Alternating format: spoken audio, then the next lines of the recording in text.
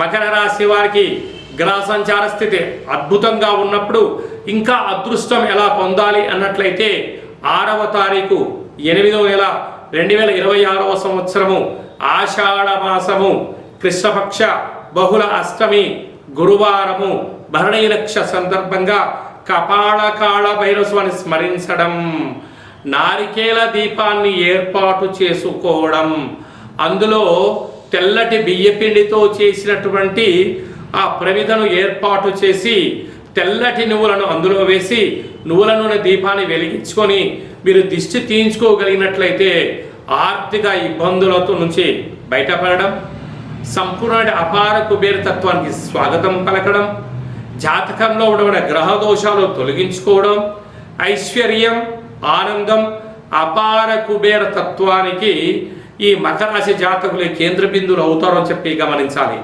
ఆషాఢ మాసంలో కపాళ కాలభైరస్వామి స్మరణ వలన ఆ ఇంద్రలోకంలో ఇంద్రుడు సమయస్ఫూర్తి చేత ఎలా విజయాన్ని సాధించారో మీరు కూడా ఈ భూమండలంలో ఆ ఇంద్రాణి మాత ఆశీస్సు వలన అఖండ అపార కుబేరులు అవుతారు అని చెప్పడంలో ఏమాత్రము సందేహమే లేదు అని చెప్పి గమనించాలి. మీ వ్యక్తిగత జాతకం తెలుసుకోవాలనుకుంటున్నారా? అయితే మీ యొక్క పేరు, పుట్టినటువంటి తేదీ, నెల, సంవత్సరం, పుట్టిన సమయం రాసి వాట్సాప్ పంపించగలరు.